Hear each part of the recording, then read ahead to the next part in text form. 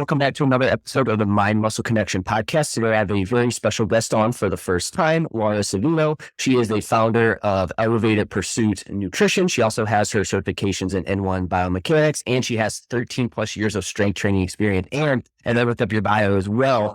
You played college rugby at Clemson for 4 years. That's freaking awesome. Yeah. Do you still play rugby now at this point, or is that something that you just gave up after college? Or yeah. Yeah, unfortunately, rugby is a great sport. But like all contact sports, eventually you concussion out. And so my senior year was cut a little bit short because I'd actually had a pretty massive injury. My senior of high school had a massive face reconstruction. So I had 2 concussions left in the tank for me to thin. And then I chose rugby in college, which was maybe not the best life decision. So had a great time, built a lot of friendships, got to travel a bit. But yeah, we called it senior year after I had one not so great concussion. I was like, okay, I need to graduate, and walking is a little bit more important than winning games at this point. But it was a lot of fun. Nowadays, it's just lifting, some rec softball every once in a while. Played some pickup ice hockey with my husband a couple weeks ago. So nothing too crazy. Still staying active. Do you have any issues with the concussions or anything? Have you seen any symptoms from that? Or is that hopefully it's, because I know those can get pretty serious, and for some people they can last for years and stuff like that. Long term, I definitely have a little bit more of a list, and I definitely drop my senses more than I have in the past. And this is something I've been dealing with for 13 plus years. So nothing too noticeable, but I definitely go, okay, I have a sentence and it just stops in the middle. And my train of thought is completely gone, but that's somewhat irregular, and did a lot of neuro rehab from that. And there just is what it is after a pretty significant TBI. Yeah, I know that we were just talking about hockey off air, and I know that's a big thing that they focus on. And I know for a while it was now they've really come down on it, but it was some of these guys, they would really get messed up long term by getting hit, and then they would come back in and play right away. And then, because we had a guy on, we were talking about our favorite teams. The Blues are my favorite team. We had David Perron. He got hit a couple of years. This was a while back, and then he came back, and then he ended up missing over almost a year, if not longer, with it. It's pretty serious stuff if you're not on top of that and taking care of it. Yeah, no, and I appreciate at least Clemson had already at that point had the concussion protocol then. So when you started, you had to do a baseline test. And then if anything came up, you were required to go to the athletic training center and retake a test. And if you didn't match your prior results, you're you're sick. And so after I did the test my senior year, but I knew at that point when I'd gotten that one that it emotionally wrecks you. I was crying for a week straight, and I'm like, why am I crying right now? It's literally just because your brain is not functioning the right way. And I was like, yeah, no, I need to graduate. So I didn't try to get back to playing at that point. My fall of my senior year, I feel like I'm done. Yeah. No, that's scary stuff. What was you experienced 4 years of playing rugby? What was do you guys have any strength and conditioning, or do you have any nutrition support? You being in this field now and knowing what you know now, did you feel like you got that kind of support there at that time, or? No, I did not. Actually, college is when I realized I have severe gluten allergy, but I didn't know it for first 2 semesters. So I played my first year of college here, and I'm like, wow, I'm doing 2-a-days. We are running insane. Our coach made us there's some crazy conditioning going on, and I somehow put on 30 pounds my freshman year of college. And I was not drinking that much, mom and dad, just a little bit, not that much, but really not that much, because I'm I got to wake up and go do shit in the morning. But with everything going on from a very gut damage standpoint was when I was going through my nutrition journey, and I didn't have any support. It was tried 6 months of going vegan, tried 6 months of I tried everything until eventually at that time was also when paleo was starting to become a thing. Oh, gluten is bad for you. And I went gluten-free, and it was 2 weeks later. I'm oh, wow, holy shit. The sun is shining. I feel so much better. I'm not so lethargic, all the things. So no nutrition sport in college. And then the strength and conditioning was all team led, which was not great. The guys had this whole workout, and then we were just over here and, oh, okay, whatever you do. And for my first year at Clemson, it was run the rack, but you just run the length of machine. So, incline chest press, decline chest press. And you just move machine to machine in a giant circuit, almost curves at the time. And I was after my freshman year, I was this is, there's got to be a better way. So I actually hired a personal trainer the summer after my freshman year, spent all my little $15 an hour monies on a personal trainer to go, hey, I need to get stronger and faster, because my short stack at 5'4" on a good day against some of these, again, South Carolina hog mollies. I need to get stronger. I need to know how to get faster, because if these girls step on me, that's it. I only weigh 145 pounds. There's some 5'10", 220 big ladies out there who are, you wake up the next morning, you got cleat marks all over you. My goal is to get stronger, faster, and therefore not hurt that much after the games. And that's actually was my nexus into like true like bodybuilding, lifting to get strong, lifting to be healthier. Yeah, no, that's awesome. Yeah, that's what we wanted to chat about initially, looking at your background. We fit on a good amount of that. Is there anything else from your journey that kind of got you to where you're at today from a nutrition training standpoint there? Anything that like stands out to you or anything like that? Yeah, no, I just say to add like more color there, the entire journey to figure out what was causing my gut issues. My freshman year of college is what launched me into that nutrition and training. Like that singular event of going, oh, wow, my senior of college, I developed some sort of massive intolerance. Didn't know what it was at the time. Went through all these various symptoms, tried all these diets. And then by my senior year of college was when I was like, oh, life is so much better now. I've got all this dialed in. But at that point, I was like about to graduate from a packaging engineering degree. And I'm like, okay, I'm not going to change my major in nutrition display. That's going to be like 4 more years of college. I ain't here for that. And so that always became like a side of desk project for me from that point onwards. Of, okay, how do I know that I can manipulate nutrition to make myself feel better. I don't want other people to suffer in this way, but I also want to make dollars. And so it wasn't that so throughout like my professional career doing packaging engineering and the like, I always had like side projects. So I'd go into Facebook groups or kind of get embedded in some other companies and be like, hey, Rob, I can help you run your fitness thing. I enjoy this and I'll be a member for free and help you do that. And that was like way, way back, like a decade ago.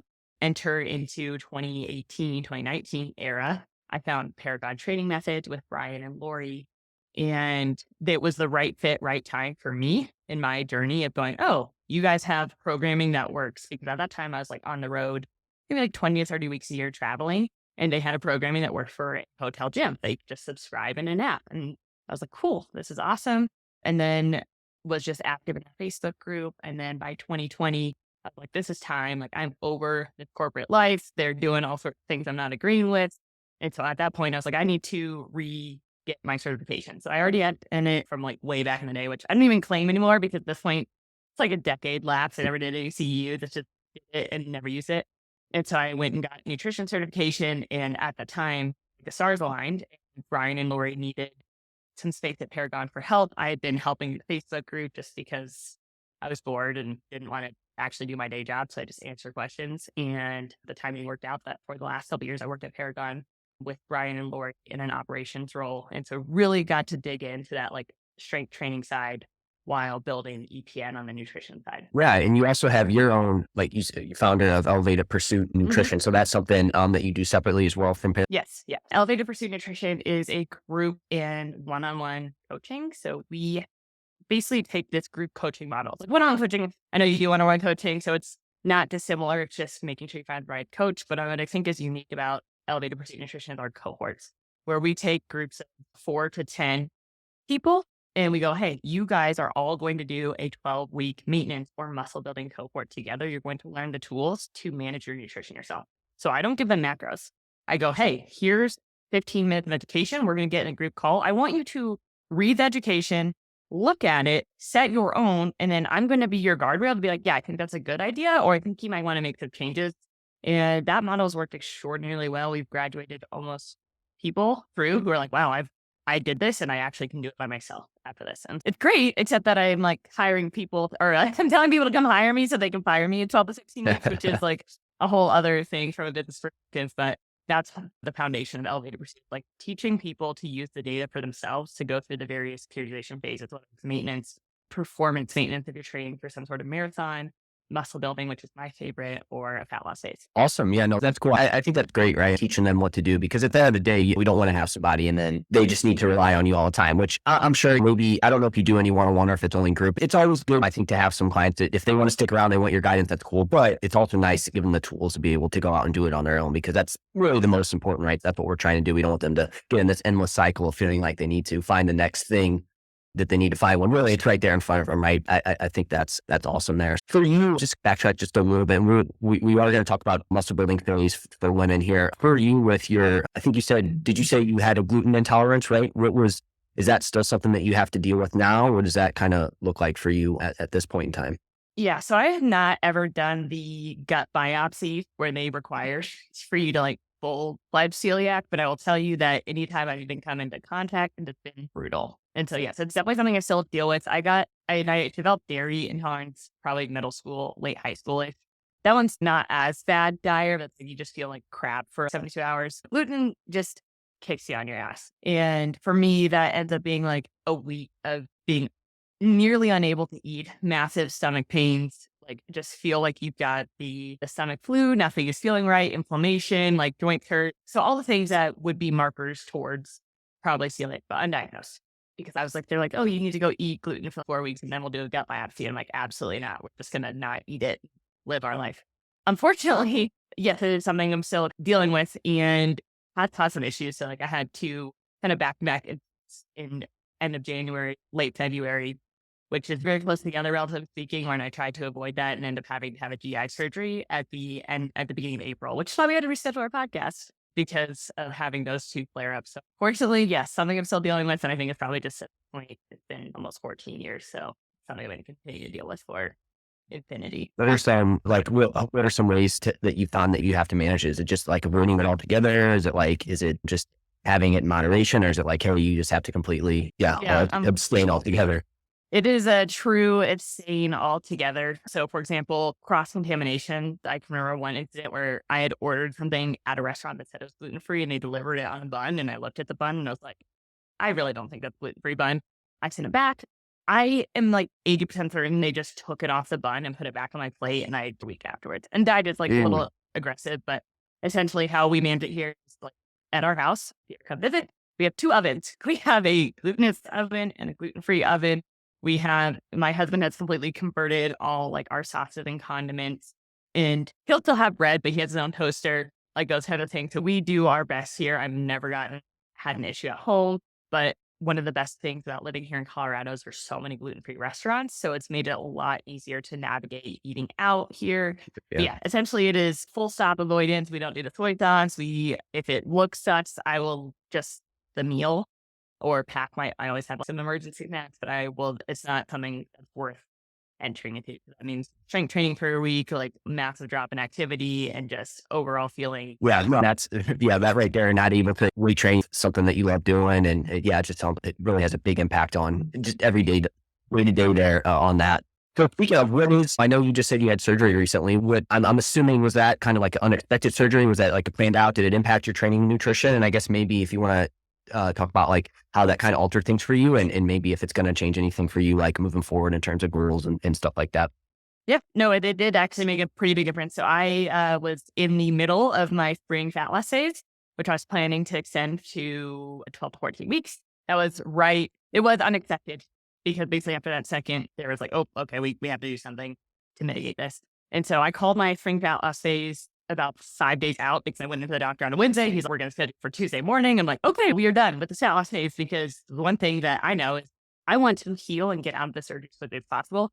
And being in a low energy availability state is not going to help that. And so I called my deficit.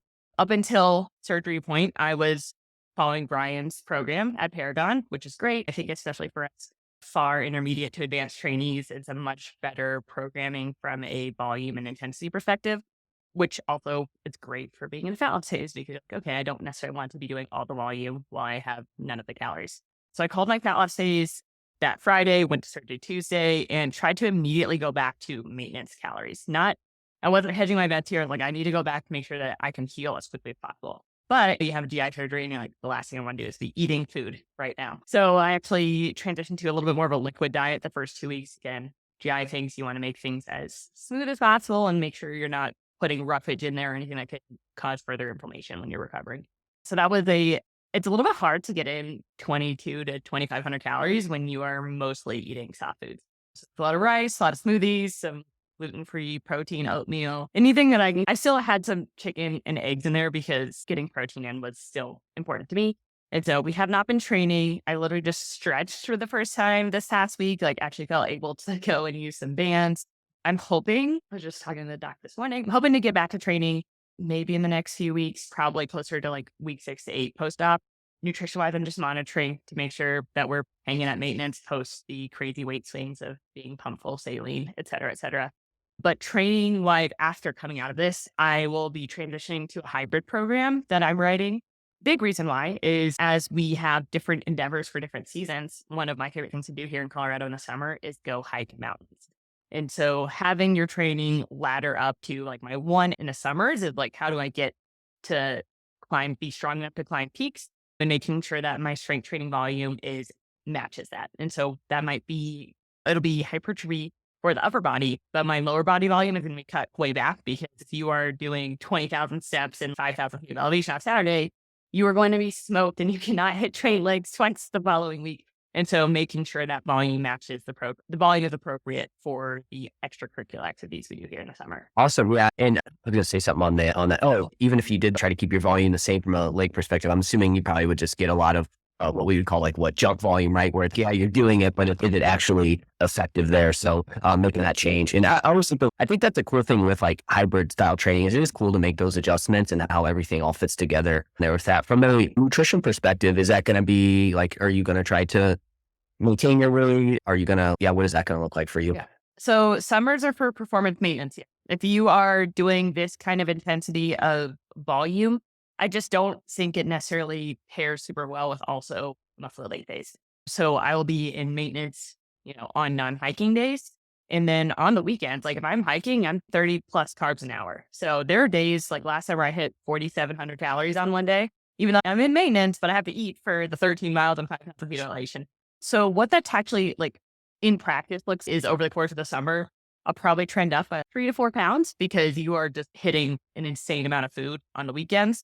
And then as soon as the hiking season is over, that just trends right back down to baseline. So yes, it's maintenance, but you trend up in performance maintenance just by the fact of having all this inflammation every single weekend and having those days where you would literally have probably like 10 pounds of food in your body. What would be the downsides of you trying to maybe be in a deficit or trying to push like a surplus during that period of time? I actually don't think there's a huge downside of being in a surplus. Truly, it's just mostly knowing that for recovery standpoint, I would struggle with making sure I'm hitting the volume that I think I need to at least make upper body gains.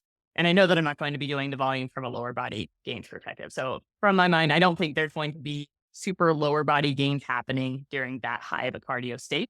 I definitely will be maintaining, which is why it's important to be in maintenance during that time.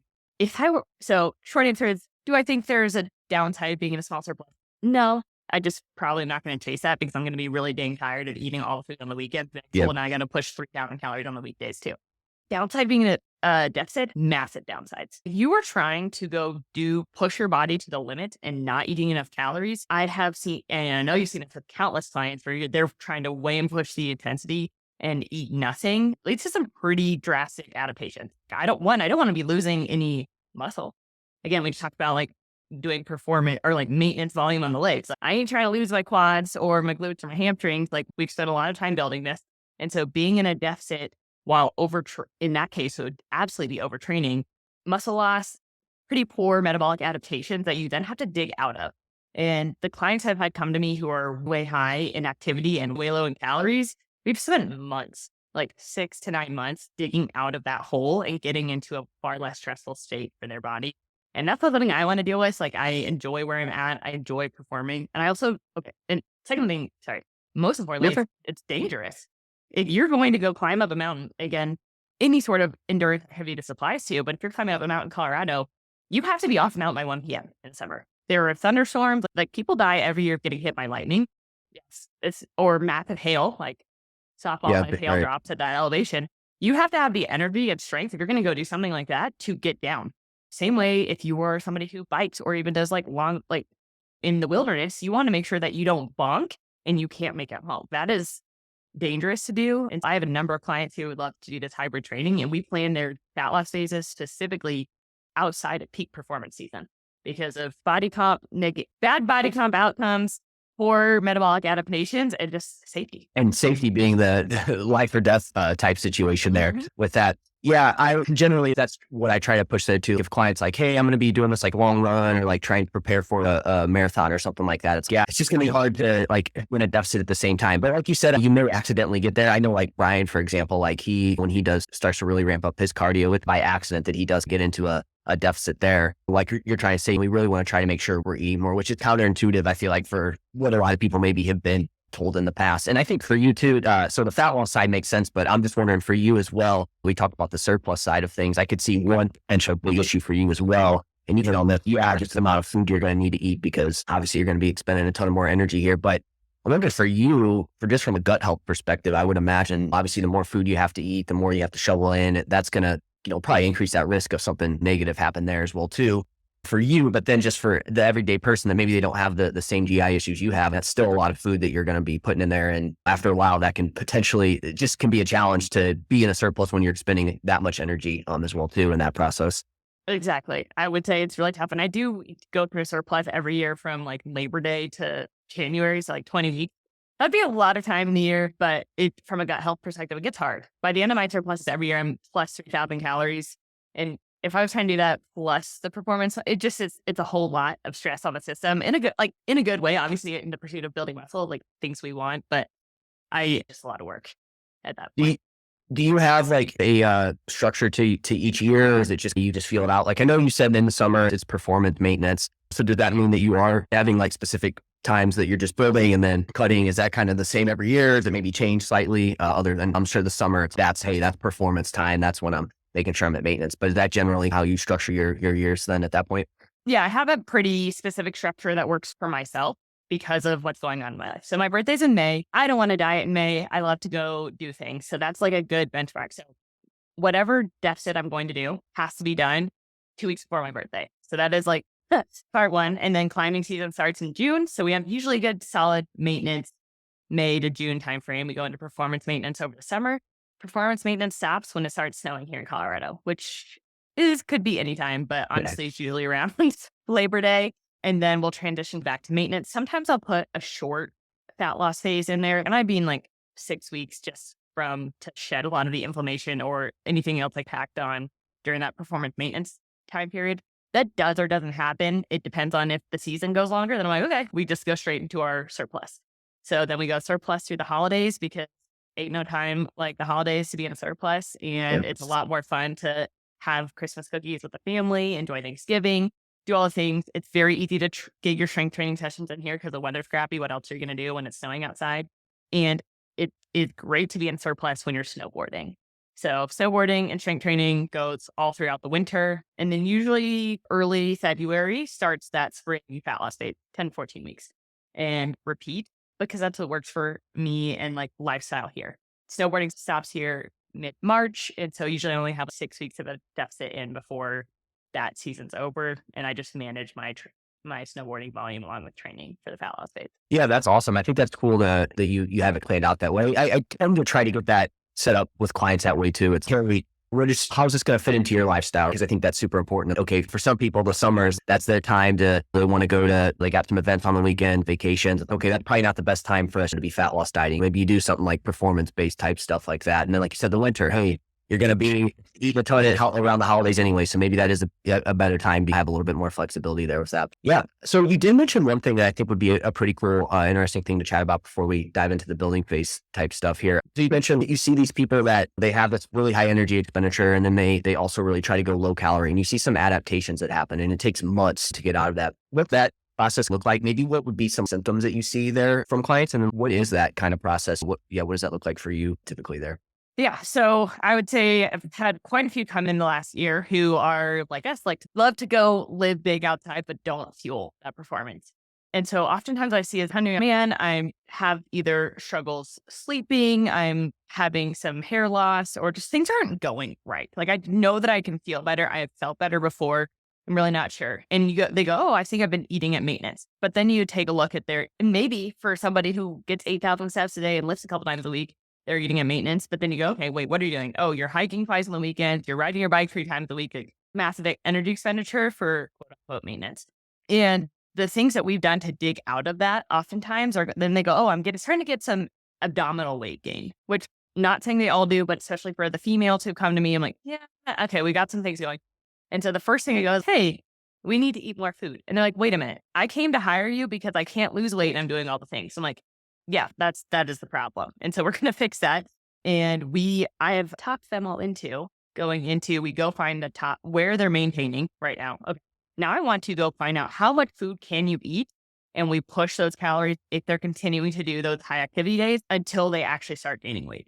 Oftentimes I try to convince them like, hey, like hopefully we get to the season change that works. I'm like, when the season changes, we are not going to be hiking. We're going to really pull back on that volume and just focus on lowering that overall stress in your body and just go back down to strength training 4 times a week. And then maybe we can pepper in one of your favorite cardio activities 1 day a week. But we really need to pull down that stress in the body because I don't necessarily think this works if you try to maintain this high availability. Like we need to lower the stress in the body first. We go, okay, thankfully the season's changed and we go, okay, we're going to now focus on building muscle right now. I know you want to lose that abdominal fat. I know that's why you hired me. But the goal for this period is to get you into and I feel like I say so many woo words, but we know how it works. Like get your body into a safe space where it actually is like, oh, you're going to feed me consistently. I'm not going to be in a spot where you're going to continue to do this low energy availability. And sometimes it's 3 to 9 months where we spend going, okay, I need you to first find that top end of maintenance, eat as much food as you can consistently. I don't want a single dang low day, no low days. And then I'm like, okay, now you're going, oh, wow, I can't eat this much food and nothing's happening on a scale. I'm like, okay, now we're going to add 100 calories. And it's the winter anyway, it's the holidays. We are going to go through a muscle building phase. And I promise you that the homework or the work that we are doing now is going to lay the foundation that you're going to have a successful fat loss phase in 3 months. If we try to do this now, you're going to be right where you started when you signed up with me because we haven't built that foundation yet of being in like what I'll call a safe space to effectively lose that body fat that you came and hired me for. So some of us, we got to spend time eating enough food and letting your body know that you're eating enough food in order to adequately go into an effective fat loss phase. I like the way you said that, the safe space, right? Because that is what it is, right? Because at that point, when you're expending that much energy and you're not bringing in enough calories, your body does not feel like it's in a safe place, right? It's crap, all right, we got to downregulate some stuff here. And it ends up being that vicious cycle. I think it is hard though to get people to because I feel like in that process, I don't know how you maybe handle this, but I feel like in that process of increasing food, people think that, okay, cool, we're going to be at my maintenance. So that means that my weight's just going to stay the exact same. It's not going to move at all. When in reality, it's, hey, you start eating a little bit more, like you might see it come up a little bit. Is that something that you like commonly see and maybe push back there around that? Yes. So one of the things that I think is really important, and I come at this from a strong data perspective, is that I provide the education about, hey, here's what you can expect. And my rule of thumb is that every 200 calories, we expect a 1 to 2 pound bump on the scale. If you think about it, 200 calories of an apple is a pound. Where's that? You have literally a pound more food in your system. So that's probably just going to show up on the scale because you have literally more food volume. And then you go, that apple has 50 grams of carbs in it. Therefore, you have that much more water, which creates essentially 200 calories, 1 to 2 pounds. And I set that expectation as we start increasing. Sometimes it happens, sometimes it doesn't. Obviously, this isn't exact science. Everybody's body auto-regulates differently. But if I go, hey, we're going to increase 200 calories, you might see a pound or two bump, but we're going to level out. And we do that until we stop leveling out. Like, okay, there's the top of our maintenance range. And so having that expectation going, hey, the goal is to maintain, but we are going to see the scale flux. Additionally, I require all clients to use a weight trends app, and I also maintain a spreadsheet for them that shows their weight trends. So if they're Android, they're using Libra. If they're iOS, they're using Happy Scale so that they can see those flat lines. So when they have that one day where they like, yeah, I went out for tacos and had a margarita. I'm like, did you like the salt off the rim? They're like, yeah, I did. So it's the best part. I'm like, oh, yeah, no wonder the scale popped up yesterday. We had salty chips and the salty margarita. And then they look at the app and like, oh, it's still flat. It's not that big of a deal. And they can zoom out and see those trends for themselves. And so empowering them with the data cuts through the emotional side of the day-to-day. Ooh, we had a jump, or, oh my gosh, I'm dropping. So that's my approach. So it seems to work pretty well. And I also tell them what's going to happen if they don't listen to me, which works pretty well too. Yeah, no, the data is super important. Like you said, it takes the emotion out of it. You mentioned too, like you said, everybody's body's different and it will respond slightly different. I've seen sometimes too, I don't know if you've ever seen this, where you'll actually increase calories and sometimes that their body's just been under so much damn stress and you put them in that safe spot that now their body like can breathe a little bit almost in a way. And it's, actually, we'll see your weight come down a little bit because their body's just been so stressed from that too. So I'm always careful with saying that because you don't know if that's actually going to happen and then they expect that and then it goes up. So like you said, you do need to setting the expectations is key. That is something that I've seen happen in that spot too that could potentially happen, but you have to be careful with saying that. Yeah, completely agree. Or sometimes I'd probably say it's probably 1 in 3 to 1 in 4 who have the like weight drop when they go up in calories. My male clients though, it's probably 2 in 3. So female clients, I never say that this is like, Yeah. I'm like, oh yeah, of course I expected that when it happens. But at the same time, I don't want to say it's an expectation because it just depends. And it also depends on how long they've been in that low energy availability state too. Sometimes with the female clients, though, the weight doesn't drop, but the inches drop. And you go, oh, wow, that looks very different. And we see inflammation. We see some changes happening there. So definitely nothing I ever put on the table when I say we're starting this process, but not something I'm super surprised at when it does happen. But it's definitely the difference in your gender dictates the probability of it happening. Yep, absolutely. Well, and we're still probably tying pretty well here to these building phases because I think I call them building phase. Everybody calls it different. You might call it muscle building phase. Somebody might call it bulking phase. I think it's just semantics at that point in terms of what you actually call it. So maybe briefly describe what that phase looks like to you, what you will commonly call it there with that. And then we can talk about the goal, signs that you need one and whatnot.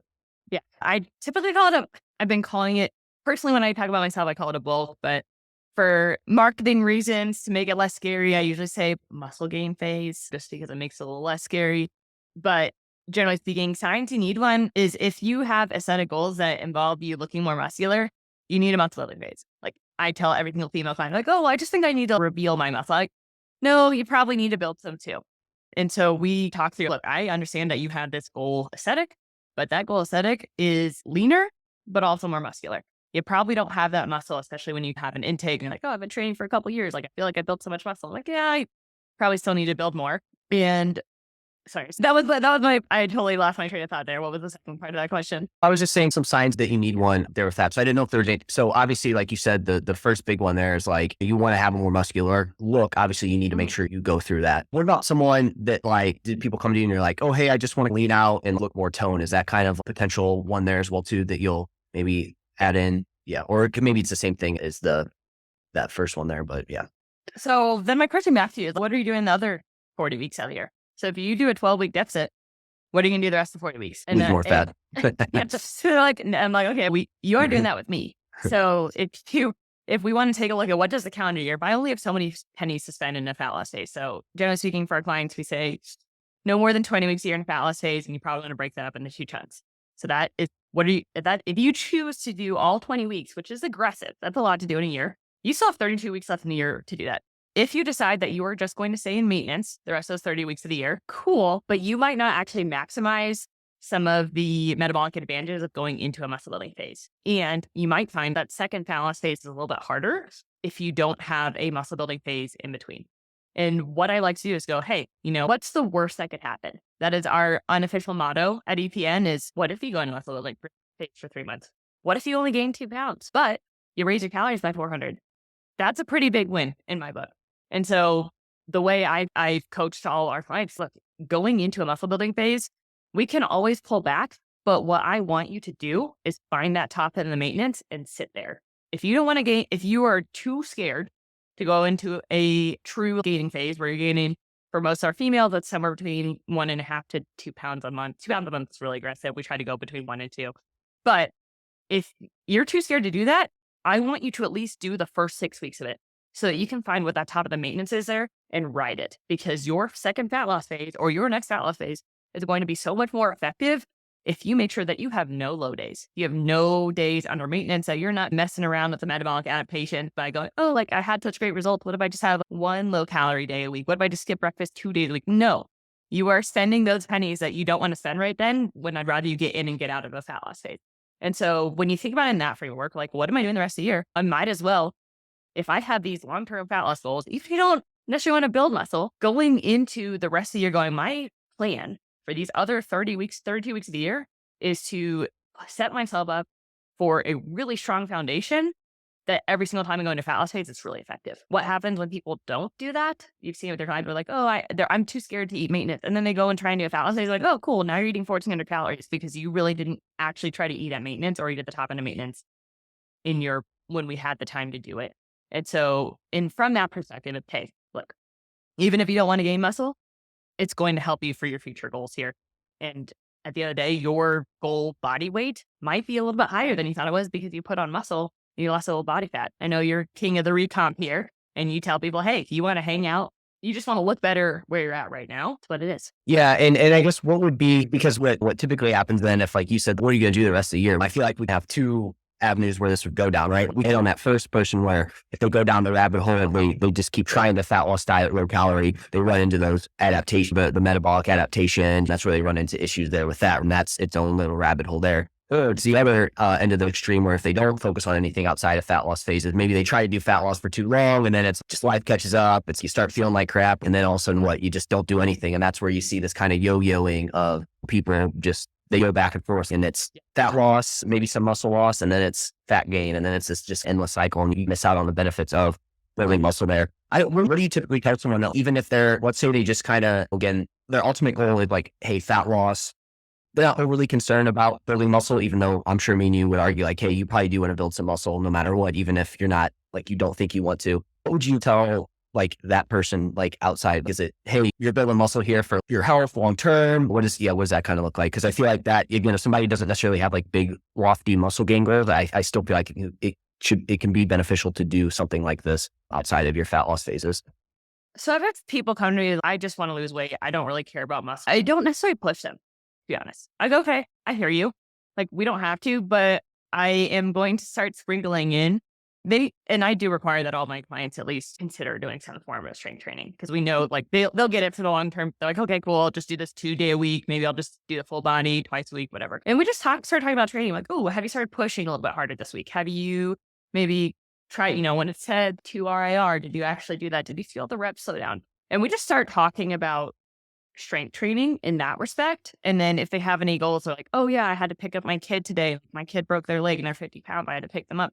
We go, okay, wow. Do you think I just push from that like backdoor side of going, okay, cool. So you're feeling the like benefits of the strength training. And then sometimes that works and they want to go, okay, I'm going to go into strength training phase. And sometimes I'm just not interested. And I get it. Not everybody can be zealots about wanting to build muscle as we are, but at least making them start thinking about the benefits of what it's doing for them or, oh yeah, I am feeling a little bit stronger. It's not that you can't build muscle at maintenance, truly. Like you just it's just a lot slower after that first year. And I'm not going to force everybody. I don't think that's like the job of a coach is to force somebody to do something that they don't want to do. But I do try to at least shine a light where they go, maybe it sparks a little bit of interest that down the road. They might come back and be like, maybe last Christmas, they just want to do maintenance. This winter, they're like, okay, like I see what you're doing and I see how everybody else is doing it. And I like this strength training thing. Do you think I can add another day? Yeah. Lean off that a little more food too. And so just meeting that person where they're at is more important than pushing them into something that they aren't ready for. Yeah. And you answered this, because this is a common one here that I feel like sometimes shies people away from doing these muscle building phases is, do you make, like you just said that you're not going to force somebody to do something, but would there be any, try to see how I can phrase this question as best I can. Is it like, hey, I'm going to push a surplus or can you be at maintenance in this? And then let's say it is, you don't always have to be in a surplus. What would maybe be some situations where you would maybe shy away from trying to push like a small surplus and stuff like that? Yeah, I would say a few clients who have, I'll say, significant weight to lose. Like we are trying to come down, and I'm going to talk in the female, and I guess this number works for males too. If you're plus 35% body fat as a female, I don't require anybody to get DEXA, but visually speaking, or guys like over 30, we might not be in a position to do a true surplus gaining phase where you are trying to gain 1 to 2 pounds a month. Or 2 to 3, depending if you're doing. What I will do instead is, hey, we're going to call this a maintenance plus phase. And we go figure out what that top end of maintenance is. So you're doing the same process at the beginning of muscle build. And we go, okay, hey, the top end of your maintenance is 2,600 calories. I don't want to see a single day below 2,550. Like you got to hit 2,550 every single day. And hanging out that top end of maintenance, you get that energy. And then especially for those people who have more adaptive metabolisms, that energy goes up and they go, oh, my energy has gone up too. And sometimes we still see some recomp and some muscle gain by hanging right at that top end. Like we might gain a half a pound a month. My goal is just, I don't want to see any low days. And so that's what my process for people who do want to build muscle, but they're like, look, Laura, I have 40 pounds of body fat to lose. I cannot afford to gain 5 every Christmas because I have this long-term goal that's going to take a couple of years to chip away at. And I'm like, I hear you. Here's how I would approach that instead, because I know that you have the capacity to push and muscle gain. But I also understand you're very uncomfortable right now. And so we're going to hang out at maintenance plus. And then that's, again, sets us up for that effective fat loss days that we hit in the spring. Yeah. So again, just taking the individual into consideration there. And you're still going to make sure, though, it sounds like things, you're still making sure that outside of the fat loss phase, you're really not pushing that deficit on there. If anything, you're making sure that they're not dipping into that as much as possible. And ideally never, if that's the case. Cool. What about like macros? What does that typically look like? Do you have anything that you try to hit here with this, or yeah, what does that typically look Yeah. like for? So we at EPN use the macro minimums. I don't have people hit specific targets. Nobody in my clientele is trying to step on stage. If they are, I will refer them to somebody who wants to like coach people to step on stage. But when we go, what is sustainable? Like, how do you make your lifestyle match your goals to make it a sustainable part? Like, how many people come to you and they're like, I've only tracked for a fat loss phase and they end up in the yo diet. And so how do we set up macros to make it a way that you're like, oh, I can do this all the time? So where I will say that I detach your macro goals from your calorie range. We know maintenance is a range. You can even play in fat loss in a range. So if like if I told you at the beginning, my current goals right now are between 22 and 2,500 calories. Like I have to get over that 2,200 minimum. And then I unhinge my macro goals to my calorie target. So I just know that I got to hit over 140 grams of protein a day. I want to be over 200 grams of carbs. And from a hormonal perspective, I want to be over 60 grams of fat. And that's for most clients. We said, if you were to add up those macros, I think it's like 1,700 calories. So I have 500 calories to play with however I want to at the end of the day. And that creates a much more sustainable atmosphere for them to be like, okay, I just got to fill up all these bars. And after that, I can play with what I want. Obviously, if they're in a muscle build phase, I'm like, hey, we want to probably push the carbs a little bit more. But the last thing I want to do is be the coach who goes, hey, you went over your fats today because you ordered a ribeye out at dinner instead of a chicken thigh. Just fire me. If I said that to you, like slap me in the face and I'll give you a refund. Because we have to go, what's sustainable and how does that like lifestyle look? Because how many women come to us like, oh, I tried to hit 1,600 calories a day. I didn't track my dinner because I went over my macros. Like, no. Now the goal is every single day you're trying to go over your macros. We're hitting these minimums. And you mentally have that ceiling, like, okay, I don't want to go over too much over this calorie range target. And we're in a good spot. That leads to just much more sustainable outcome. And most women, I don't even give them carb or fat guardrails if they don't need it. A lot of people naturally eat in a way that is good enough to support their goals and also allow time to, oh, I had a little snack for my kids' plate. I had an Oreo here or there. Or we just say, hey, let's keep those fats under 100 grams. And we have that verbally in there, but I'm not going to tell you to go hit this plus or minus 5 grams. It's just not my philosophy. And we have significant transformations without it. It's not until you get into the nitty gritty, super, super lean state where it really matters that you're that perfect on your targets. Yeah, no, I'm glad you said that because it does seem, and I'm a huge fan of minimums because I think that is more important than, like you said, people end up obsessing over really small details that really aren't that big of a deal, right? And it's at that point, if somebody's hitting if you give them a calorie range, you have them hit a minimum protein goal, if they hit those things, it's like you said, carbs and fats and everything just falls in line most of the time anyways. And you really have to, I feel like you would really have to go out of your way to really mess those up at that point. Now, I'm sure you see this as well too. I will have people that they tend to maybe try to really like their carbs are maybe too low. But again, this is where the minimums come in, right? Where you're trying to hit those minimums there with that. So that's always a tough one. But it's funny because I feel like when I first got into the fitness industry, it was like, if it fits your macros and like you had to hit them to a T and like that was the thing. And now it does seem like the pendulum is swinging the other way. We're giving people, but we're letting people be a little bit more flexible with it. And that's going to be more important rather than these like really hard exact numbers when at the end of the day, like, as long as they're, like you said, performing good, you're looking at their biofeedback. If that's good, you really need to stress being within 5 grams. And I remember when I don't know if this was how it was for you, but I remember when I first started tracking macros, but you ended up having these like the freaking mirrors to try to hit your macros perfectly. And that's just not, come on, that's not sustainable. That's not a way to live or anything like that.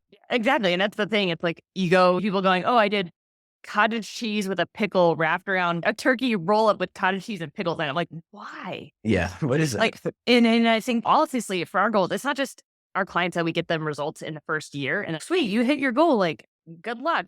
It's how do you might make that sustainable? And it is not sustainable to have those weird meals. If you can achieve your goals and figure out how to live in a more flexible lifestyle that matches what you and your family's needs are, that's sustainable. So that's always my goal. Like, how do you do this now? But how do you also sustain it moving forward? And having specific targets just isn't realistic, I'd say, for at least my clientele, who are all people who are like, I want to look good, I want to feel strong, and I want to support my family. What does the kind of timeline look on the building phase? I say we got to do a 12-week minimum. Because to be honest, we have all of our cohorts are like 12 to 16 weeks. My clients who one-on-one, we try to get closer to 20 weeks. The first 4 to 6 weeks of your first build, you're probably not even going to actually start gaining weight is the problem. So in reality, yeah, we're doing a 12-week build, but the first 6 weeks are just increasing until we actually are there. and a little bit of trial and error for everybody's first one. And they're like, oh, I'm just going to do like a 6-week build. No, you aren't even getting to, you aren't actually going to be a surplus until in 6 weeks. And the same thing, especially with female clients, between water fluctuations, when we are not looking for a YOLO surplus here, we are looking to gain just like 1 to 1.5 pounds a month. That's tiny. And you go water fluctuation. So trying to measure and track, that's why it takes potentially 6 weeks, because we want to make sure that we're in a surplus firmly, but we're also not trying to overshoot our targets and add unintentional fat gain that we don't need. And so that's why it takes a while to get in there, especially for their first one. So I love when people are like, okay, I've done 12 weeks and I'm ready to extend it. But I make them commit to at least 12 weeks their first time to just actually, at least for the last 6 weeks or last 8 weeks, they go, oh, this is what you're talking about. This is what it feels like to feel like Wonder Woman in the gym, to set PRs every week, to feel like more energized coming out of your workout than you went into it. And you really need to have that buy-in for an extended period of time. Yeah, I agree. Like you said, 12 weeks is like a minimum there on that, to where it's like, hey, we got to at least commit to it there, because otherwise then you end up getting into that, you get a little uncomfortable and they go back to fat loss phase, and then we're just in the same spot. So definitely committing to it. And I think muscle definitely is something that it takes time as well too, right there. And I think my thought is like, there is some momentum that goes into it as well too. And if you're just going in and out, you're just going to break up that momentum there with that. So what would you like, how would you know when to end it? And then I have one more kind of follow-up question on that. Is there any signs or anything like that, like when to end it there? So reasons, like the 3 reasons that I will end a fat loss phase. 1, you can no longer actually commit to going to the gym. Like say an injury comes up or a significant illness, and you cannot get your minimum 3 days in and be able to push. That's a sign. 2 is your periodization is up. So if my year plan, like obviously for me, that's end of January, that's fine. Like we have timelines that prohibit us from extending that further. 3rd can sometimes be stress. Like we stop sleeping well and you're still trying to push it in the gym, but let's say work stress goes up, movement overall goes down, and we can't manage that runaway train of stress. Like it's probably time to pull out, because just because you're pushing the gym, this is maybe not like the right time for it. Similar to that GI conversation we talked about earlier, where if you're like, oh, I'm having bad digestion, all these things are happening. That's when I'm like, okay, hey, let's pull the card here. Let's get to maintenance. Let's do some stress management before we push this again. Oh, and 4th thing is if we hit a 10% body weight gain, then I will say, hey, let's take a break here. Granted, for most of my female clients, almost never happens. For the males, I'm like, oh yeah, okay, cool. We gained 10% body weight. Like we're actually gonna stop right now. The females, this like almost never happens, because 10% body weight gain for most of them is 8 months, which none of them are doing an 8-month bulk. It's funny to see like the mindset of both sexes, because like you said there, for women, it's like they're getting 10% body. Like you said, you're never even going to reach that point. But for guys, I've done this multiple times and I've changed my views on it. But like I've done those building bulking phases where 10% freaking came on like nothing. I'm like, oh, I'm just trying to get as big as I can and build as much muscle. And then that's when it's funny, the opposite. This is just generally speaking in terms of the sexes here. But like for guys, I feel like we get to the point where like we get to this body weight and we think it's all muscle and we have way more muscle and we think we have way less body fat than what we have. But it's okay, our body weight is going to have to get a lot lower than we think. Because for me, that was always a big thing for me cutting. Like I was at a point where I had a little bit more body fat than I wanted, but I also didn't want to cut, because then I saw my weight go down and I'm like, no, I'm going to be the skinny guy. But it's okay, probably have a little bit more body fat and less muscle than I think. I'm going to need to be at a little bit lower of a body weight, because you just keep gaining and it ends up just being one from a GI perspective, but then also just like you're just probably gaining more fat at that point. So interesting to see the different mindsets there from the sexes there on that. What if you do gain too much? What are your typical kind of things here that you're doing there with that if somebody does start to maybe gain a little bit too much, or maybe they're gaining a little bit too quickly? Yeah, so sometimes we just need to lower the minimums, because it might be, hey, your target is 3,000 to 3,100, and I want you to be a minimum 3,000, and they just are not hitting. I'm like, okay, hey, girlfriend, I hear you that you are feeling it in the gym, but I'm looking at this rate of gain and we are too high for your training age right now.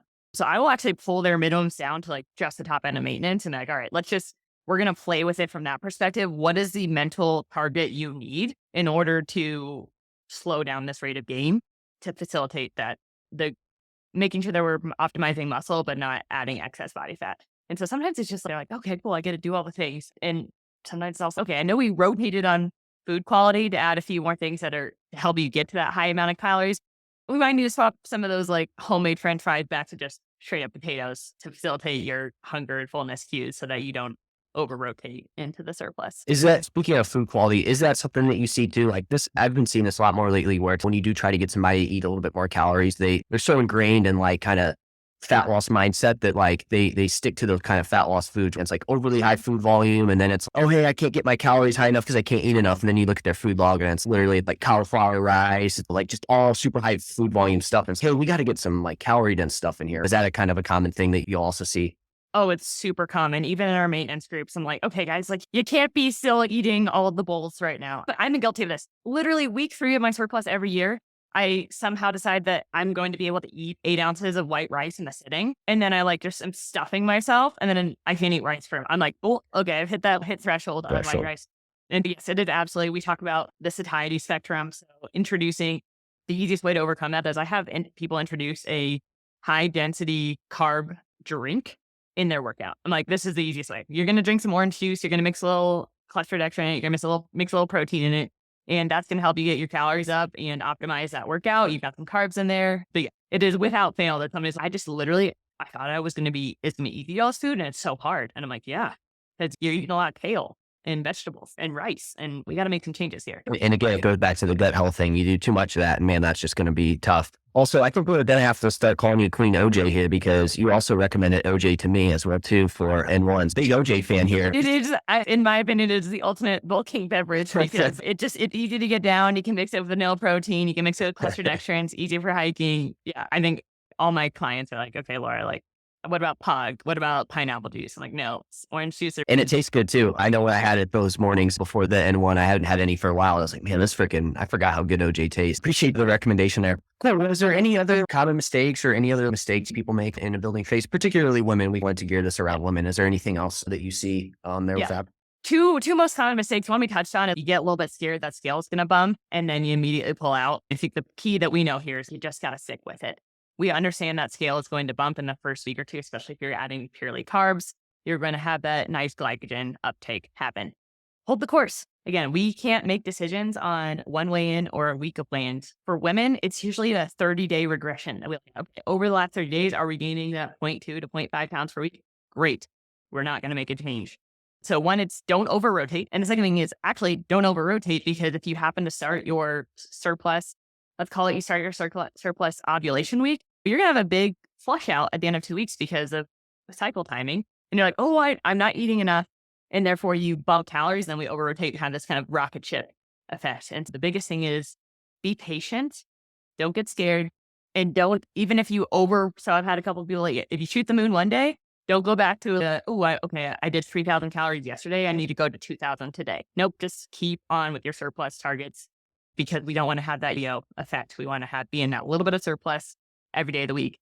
And if you YOLO one day, it just is what it is. And you just keep back to your surplus targets the next day. Awesome. Cool. Yeah, no, a ton of great information here on the building phase. Again, like this is something that push clients to do it. You got to at least do it once. You should probably do it more than that, but at least give it a shot and try it. I definitely think it's something that most people miss out on. Always do the fat loss phases. If you're always doing that, you definitely want to try to include one of these. And Laura, really appreciate your time here. A ton of great information. Before I let you go, is there anywhere where you want to lead the audience to or anything like that? Yeah, Jeff, this has been awesome. Hopefully we can do it again. Yep. If y'all want to find me, I am at Laura Justine Savino or at Elevated Pursuit Nutrition on Instagram. And from there, you can find us across the web and all the other fun things. Awesome. Cool, Laura. Really appreciate your time. And so we'll get you back on here again in the future. Perfect. Look forward to it, Jeff. Thank you. Bye.